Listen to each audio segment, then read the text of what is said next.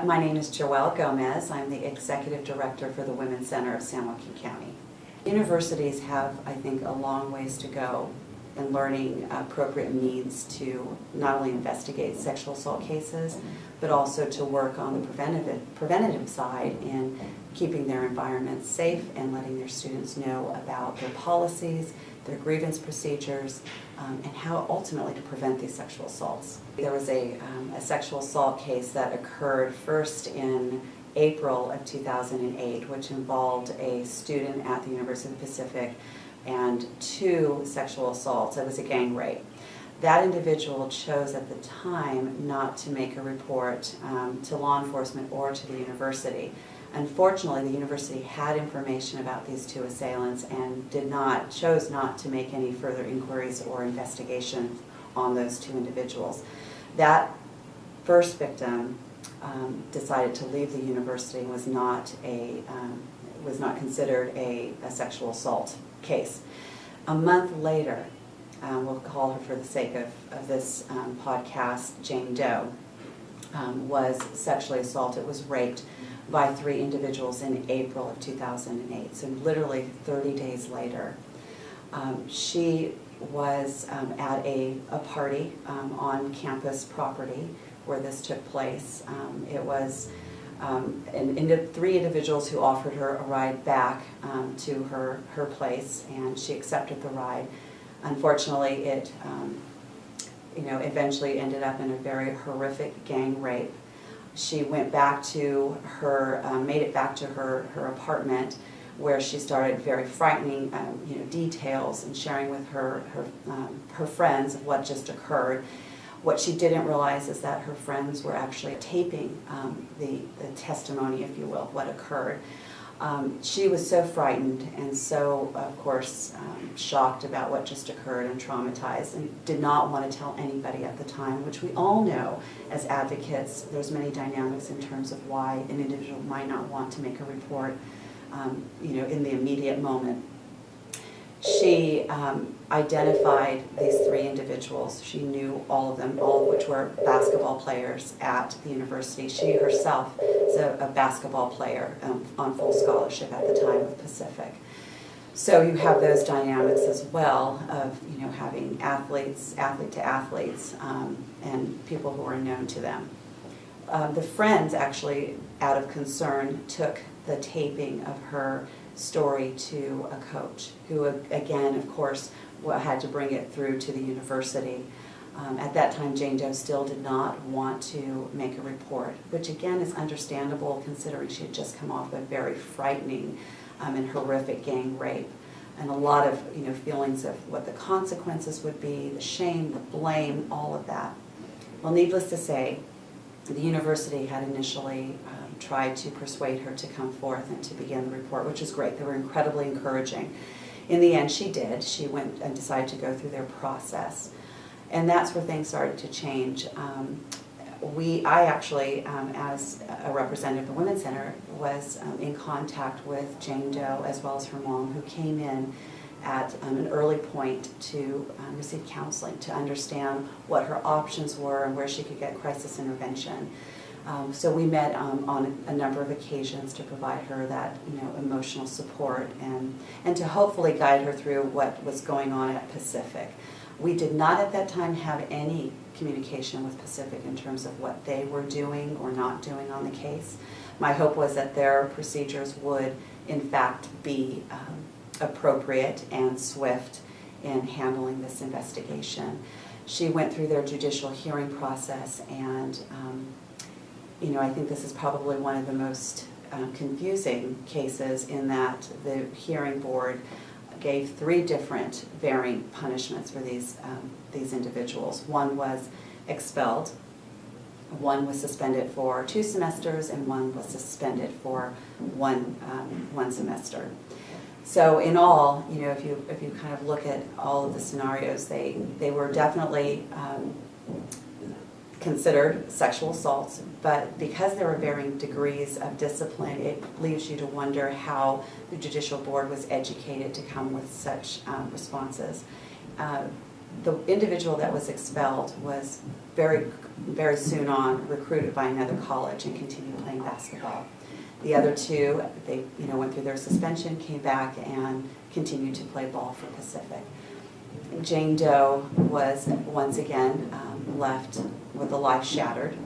She felt, even during the judicial hearing process, that the university really fell short in providing her support in a safe environment to continue her education, and she ended up leaving her scholarship behind and not playing ball any longer.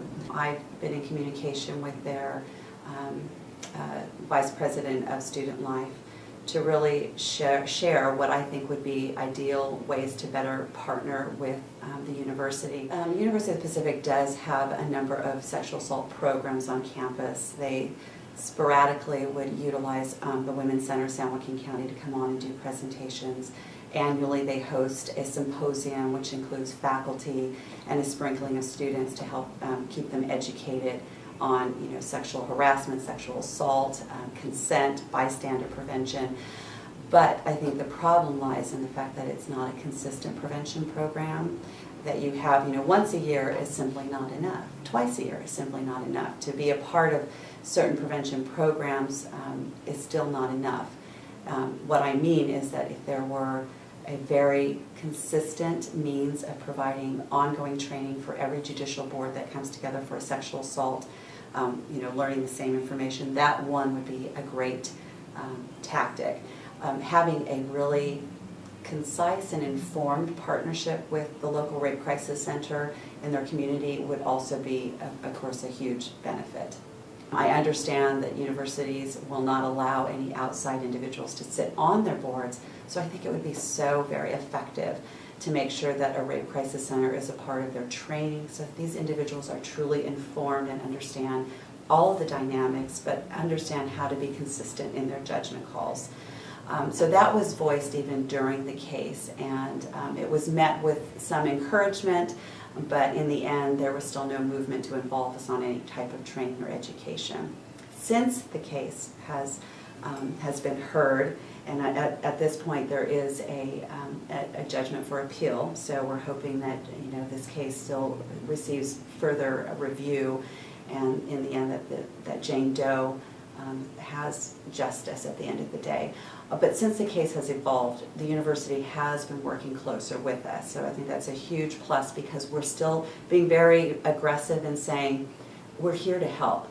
We're not here to be the adversary. We're not here to just point fingers, but we have solutions. We have resources that are available, and we have to keep that line of communication open.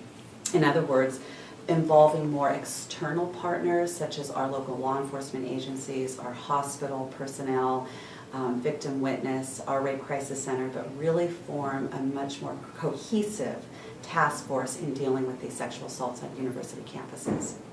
One thing that I think is a huge benefit for Pacific is that they have a victim advocate on site. That victim advocate was trained and went through our victim assistance training. She's been a great collaborator and really understands all the dynamics for a sexual assault victim, and that of a victim who's on a very small campus, a university setting. That being said, she had a number of communications with Jane Doe and always left open her availability. They have, like most universities, a counseling center as well. But again, you have to look at the dynamics of being on a campus that roughly has a student body of just under 4,000 individuals. It's very small, and so not being able to have that anonymity, is difficult. When the Women's Center was approached to be a part of this upcoming 60-minute segment, it meant a lot of thought before we really engaged in that interview process. Our board of directors, our management team, really vetted all of the potential backlash, the consequences intended and unintended, and the bottom line was we have to be there to be the voice for victims. We are the advocates in the community, and although this is not unique to the University of the Pacific, we know that sexual assaults are occurring at an alarming rate across the nation, and if we have an opportunity to shed light, even though The university was certainly not going to be pleased with our platform. It's the right thing to do. And again, because it's happening with such alarming rate across the nation, where the outcomes are even more severe with individuals taking their lives because they don't want to deal with the consequences themselves of being, victimized again, we have a duty to stand by our mission, and that is to bring their voices to the forefront and to really instigate the change that is so needed. Yes, we realize that the university would not look favorably at this national attention. At the same time, my belief is that our community, as well as our donor base, all of our investors in the Women's Center would understand this is what we stand for. And for us to remain silent, I think is even more deadly than anything else. That's when we stop really doing what matters, and that's when we really stop really being the true advocates that we need to be. So although there are definitely some tensions that are brewing between the university and the Women's Center, I believe, and I've stressed this directly to the president as well as the vice president of Student Life at Pacific, this is an opportunity. This is a fabulous opportunity for us to turn things around, to actually take a national lead on reformed policies and procedures. This is an opportunity for us to say, what have we learned and where are we going from now to take action. Universities may often have the mindset that we're the experts, we know what we're doing, we're in the world of academia. But I believe that rape crisis experts also have so much to offer, and it's up for us to stay vigilant on our approach and being as consistent and in a way aggressive and staying at the table. I think my number one suggestion is for all of us to continue our work, if it exists, with the universities. If relationships aren't already in place, forge those relationships. Show what you can do and what resources you can bring to the table.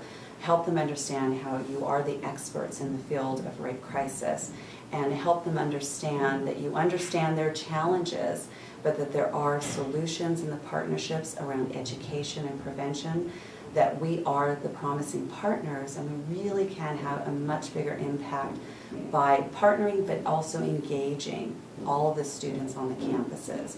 It doesn't just stop at the administration of a university or with the staff at a rape crisis, but that we all have a part in this prevention, and the biggest part is that we do with our students, and really helping them understand how they can be a part of this.